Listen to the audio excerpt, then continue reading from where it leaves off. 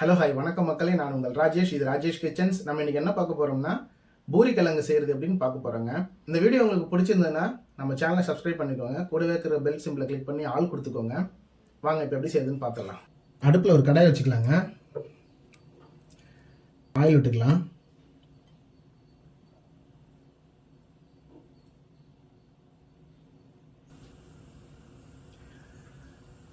Oil லேசாக சூடானதும் கடுகு போட்டுக்கலாம். ஒரு 1/4 டீஸ்பூன் கடுகு போடுறோமா.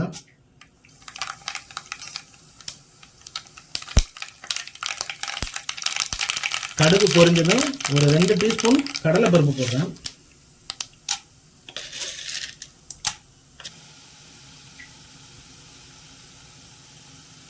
இப்போ வெங்காயம் சேர்த்துக்கலாமா. 3 பெரிய வெங்காயமாக எடுத்து கட் பண்ணி வச்சுருக்கேன்.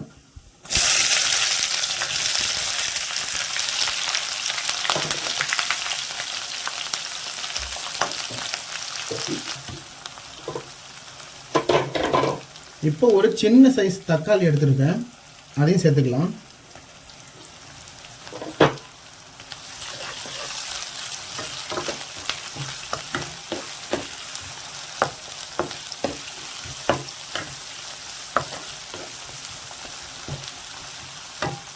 ஒரு சின்ன கேரட் எடுத்து கட் பண்ணி வச்சுருக்கேன், அதையும் சேர்த்துக்கிறேன்.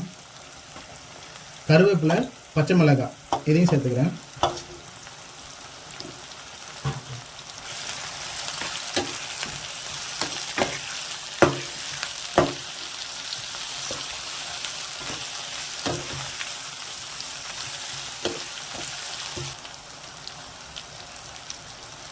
இந்த டைமில் நான் 1 ஸ்பூன் சோம்பு சேர்த்துக்கிறேம்மா.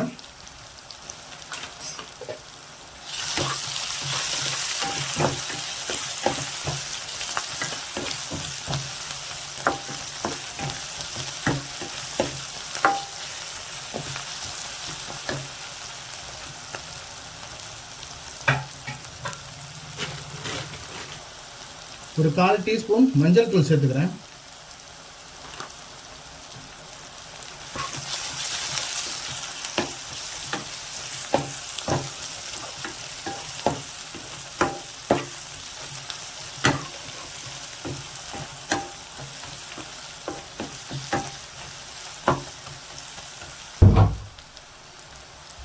இப்போ தேவையான அளவுக்கு தண்ணி ஊற்றிக்கங்க.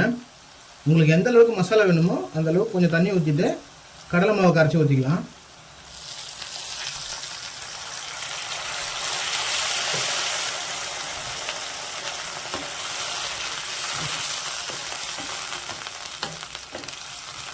ரெண்டு பெரிய சைஸ் உருளைக்கிழங்கு எடுத்து நான் அதை வேக வச்சு தோல் உரித்து எடுத்து வச்சுருக்கிறேன். இது போல் நசுக்கி விட்டு போட்டுக்கோங்க. இப்போ நான் சேர்த்துக்கிறேன்.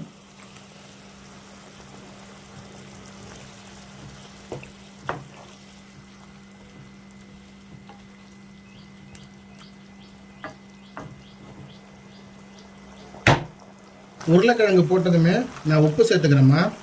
நான் ஒரு 3 ஸ்பூனு கல் உப்பு சேர்த்துக்கிறேன்.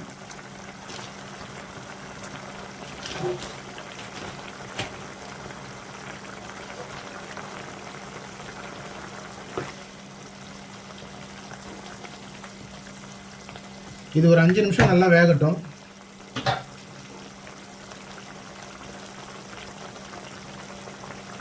இப்போ 5 நிமிஷம் ஆயிடுச்சுமா.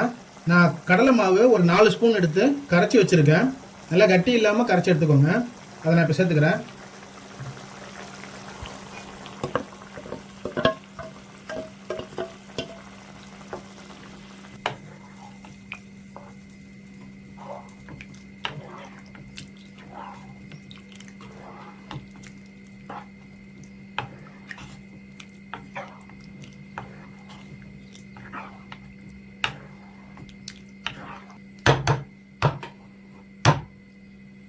இதுவும் ஒரு 5 நிமிஷம் அப்படியே கொதிக்கட்டும். இப்போ ஒரு 5 நிமிஷம் அது வந்துருச்சுமா. இப்போ நல்லா பக்காவாக ரெடி ஆயிடுச்சு. அவ்வளோதாம்மா. அவ்வளோதான், ஸ்டவ் ஆஃப் பண்ணிடலாமா. பூரி கிழங்கு ரெடி.